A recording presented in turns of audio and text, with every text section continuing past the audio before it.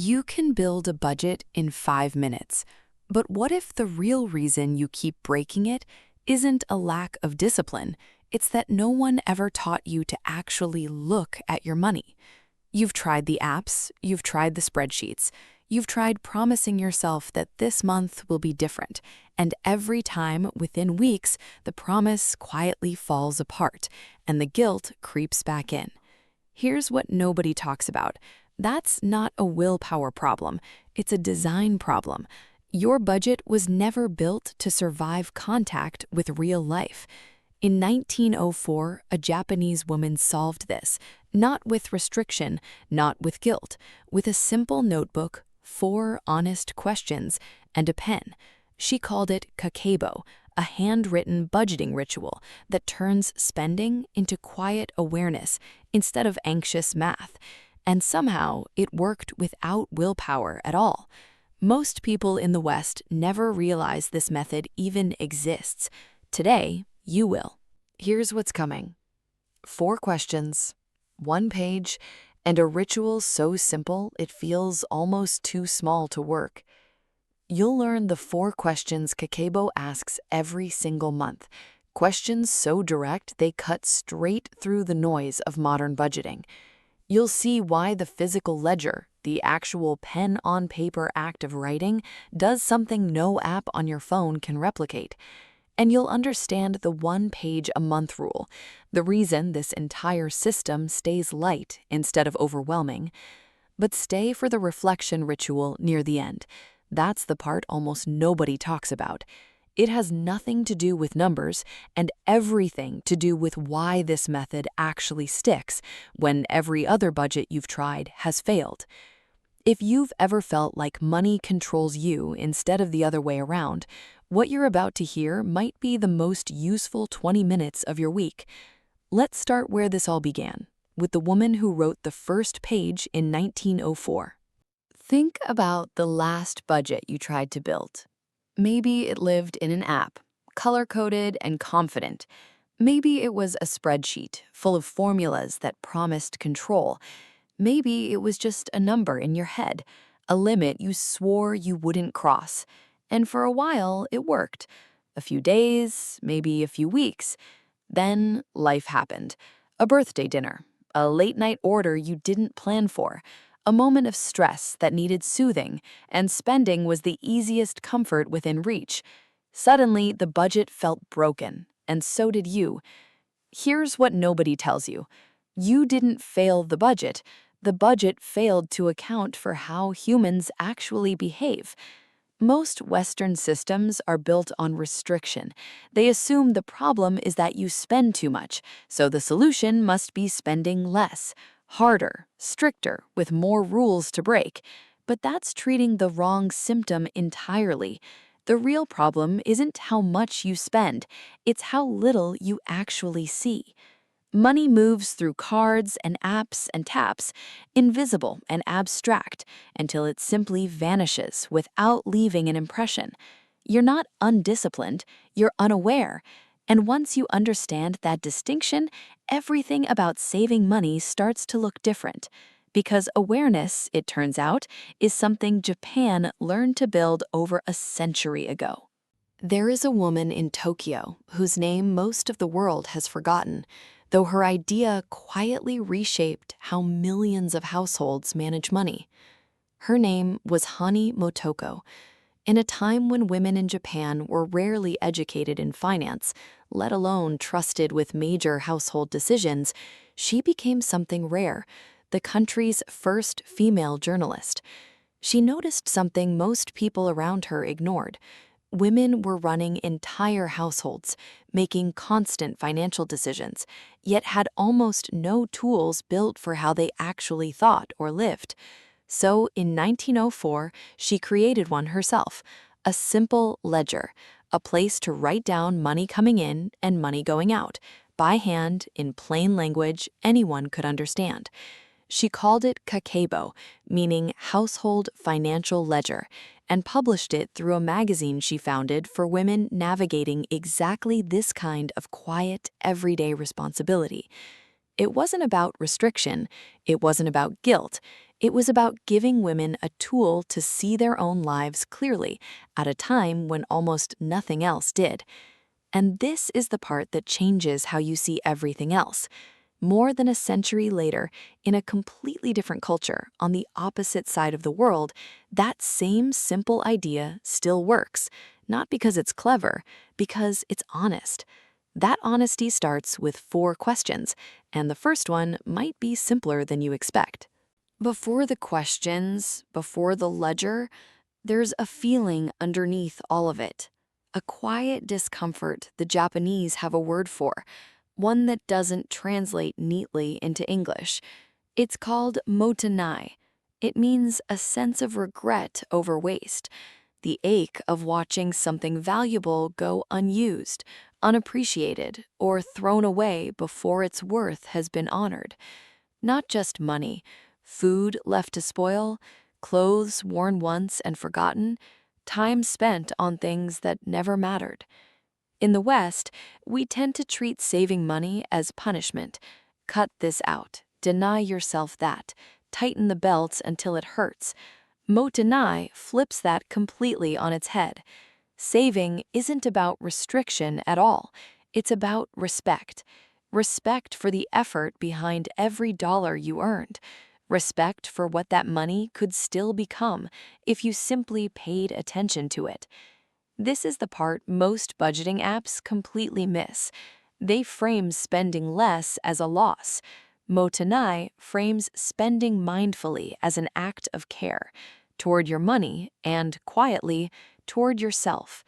And once you feel that shift, even slightly, the 4 questions Kakeibo ask stop feeling like homework. They start feeling like something closer to gratitude. Here's where Kakeibo actually begins. Not with a chart, not with a formula, with 4 honest questions asked at the start of every single month.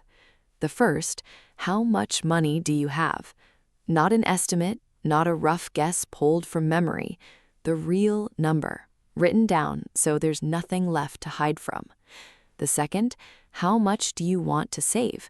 Not what an app suggests, not some arbitrary percentage borrowed from a finance blog, a number that actually means something to you, a trip, a cushion, a little more breathing room. The third, how much are you spending? This is where most systems stop, exhausted, buried in categories and subcategories that eventually become too complicated to maintain. Kakeibo keeps it simple, almost deliberately so. And the 4th question is the one Western budgeting almost never asks. How can you improve? Not how can you cut more, not how can you restrict further, simply what would make next month a little lighter than this one? Most people in the West never realize how much this 4th question changes everything. It turns budgeting from a monthly punishment into an ongoing conversation with yourself, one that doesn't demand perfection, one that only asks for honesty. 4 questions, written by hand, repeated every month. It sounds almost too simple to matter, but what happens next is the part most people skip completely, and it's the part that actually makes this work. Here's something almost every Western budgeting method gets wrong. It treats money as a math problem, when really it's an emotional one. The 4 questions matter, but the part most people skip, the part that actually makes this work, has nothing to do with numbers at all. It has to do with what happens in your mind while you write them. Before we go further, take a moment right now. Find a single sheet of paper. Not an app, not a spreadsheet, just paper and something to write with. Keep it nearby, because what you're about to learn next isn't really about tracking spending. It's about a small physical act that most people in the West have never even considered, one that quietly changes the relationship between your hand, your attention, and your money. It seems almost too simple to matter, and yet it might be the single most important part of this entire ritual. Think about how you track spending now. a tap on your phone, a notification that disappears in seconds, a number that updates automatically without you really touching it. It's fast, it's frictionless, and that, it turns out, is exactly the problem. In the West, we've built every financial tool to remove friction entirely. Fewer steps, fewer clicks, less thinking required. The assumption is that easier automatically means better. But easier also means forgettable. When money moves without resistance, it moves without memory. Kakeibo does the opposite, deliberately. You write each purchase by hand, in a physical notebook, in your own handwriting. It sounds almost inconvenient in a world built for convenience, and that's precisely the point. The simple act of picking up a pen creates a pause, just a few seconds, but enough. Enough to notice what you bought, enough to remember why. That small friction is not a flaw in the system, it's the entire mechanism. You've been swiping past your spending for years without a second thought. Japan built an entire ritual around slowing that moment down, on purpose. And once you understand why the pause matters, the next part of Kakeibo, how it actually organizes your spending, starts to make a lot more sense. Most Western budgeting systems love complexity. Endless categories, subcategories inside those categories, rules so detailed that keeping track of them becomes its own exhausting task. Take the well-known 50-30-20 rule. Half your income toward needs, 30% toward wants, 20% toward savings. It sounds clean on paper. In real life, it rarely survives contact with an actual grocery bill, an actual rent increase, an actual unexpected expense. Kakeibo takes a much lighter approach, just 4 categories, simple enough to remember without writing them down twice. Survival, the essentials, rent, groceries, utilities, the things that keep daily life running. Optional, the things you could live without but choose not to. A dinner out, a subscription you enjoy. Culture. This is where Kakeibo quietly differs from almost every Western system. Books, learning, art, experiences that enrich your mind rather than simply passing the time. And extra, the unpredictable. Gifts, repairs, emergencies, the expenses no spreadsheet ever fully anticipates. Here's what nobody talks about. By separating culture from optional, Kakeibo protects the things that actually nourish you from getting lumped in with mindless spending. It's not stricter than Western budgeting, it's simply more honest about what money is actually for. And once your spending has a shape this simple, something else becomes possible, a kind of reflection most budgeting apps never even attempt. Underneath Kakeibo's monthly review sits an older Japanese practice, one built long before anyone thought to apply it to money. It's called Naikan, a self-reflection method built on 3 quiet questions. What have I received? What have I given? What difficulties have I caused? Traditionally used to examine relationships, Naikan asks people to look inward without judgment, simply to notice. In the West, financial reflection usually sounds like self-criticism. You overspent again. You should have known better. You failed the budget one more time. That voice is familiar to almost everyone watching this. Naikan offers something entirely different, not blame, just honest, gentle observation. This is the part that changes how you see everything else. Kakeibo's monthly reflection borrows that same spirit. It doesn't ask what you did wrong, it asks what you noticed, what surprised you, what you're grateful for.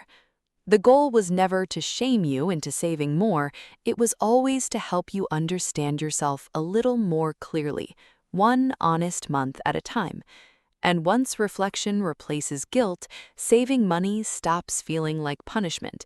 It starts feeling like something closer to self-respect. At the end of every month, Kakeibo asks you to close the loop, not with a final tally of shame or success, but with 3 simple, quiet questions. What surprised you this month? Maybe a bill was higher than expected. Maybe you spent less on something you assumed was a habit you couldn't break. Just notice it without judgment. What would you change? Not a strict rule, not a punishment for the month before. A small adjustment, the kind you could actually follow through on. And what are you proud of? This is the question most Western budgeting completely forgets to ask. Maybe you said no to something impulsive. Maybe you noticed a pattern for the first time in years. Small wins, acknowledged instead of ignored. You've been taught for years that reflecting on money means confronting failure. Japan quietly built a different model, one where reflection means understanding, not judgment. This is the one habit that makes the rest of Kakeibo actually work. The 4 questions give you awareness, the categories give you structure, but the monthly reflection is what turns a single month of writing into a lasting habit, month after month, without ever needing willpower to force it. And once this rhythm becomes familiar, something interesting happens. The ritual starts adapting itself to modern life in ways that might surprise you. Earlier, we mentioned there was a twist coming, something counterintuitive, something most people wouldn't expect from a 100-year-old paper ritual. Here it is. Kakeibo has quietly gone digital. And that might sound like it defeats the entire purpose. Wasn't the whole point the friction of pen and paper? But modern practitioners found something interesting. The tool matters less than the intention behind it. Some now use simple digital versions of the ledger, still asking the same 4 questions, still ending each month with the same 3 reflections. What they refuse to give up is the slowness, the pause, the honesty. Most people in the West never realize this distinction exists. There's a difference between a tracking app built to remove friction entirely and a digital ledger built to preserve it on purpose. Kakeibo apps still ask you to type in each purchase manually, one at a time, rather than syncing automatically from your bank. That small delay is intentional. It protects the exact moment of awareness that makes the whole method work. So whether you use paper or a screen, the ritual survives. Because Kakeibo was never really about the notebook. It was always about the pause. And once you understand that, you start to notice exactly where most people and most systems go wrong. Save this one for last, because it changes how you see everything before it. When Kakeibo reaches the West, something predictable tends to happen. People take the 4 questions, the categories, the reflection ritual, and quietly turn it back into the same restrictive budget they were trying to escape in the first place. They start judging every purchase in the moment they write it down. They treat the categories as strict limits instead of gentle structure. They turn the monthly reflection into another round of self-criticism, the very thing Naikan was designed to remove. Here's what nobody talks about. Kakeibo was never meant to control your spending through pressure. It was built to build awareness through honesty. The moment guilt creeps back in, the entire method collapses into something Japan never intended. The pen stops feeling like reflection and starts feeling like punishment again. The real mistake isn't spending too much, it's forgetting why you picked up the pen in the first place. You've been carrying the belief that your money problem is a willpower problem, that if you just tried harder, restricted more, pushed through the discomfort, everything would finally click into place. But now, you know something different. In 1904, a woman in Tokyo proved that saving money was never really about discipline. It was about attention. 4 honest questions, 1 simple page, a pause, held just long enough to notice. And if you're watching this, you already know which part of your own financial life has been running on autopilot for far too long. You don't need a stricter budget. You need a quieter one built on awareness instead of guilt, on reflection instead of restriction. If this gave you even one thing to think about differently, share it with someone who might need to hear it. And subscribe, because every week we go a little deeper into the quiet wisdom Japan has been living for centuries.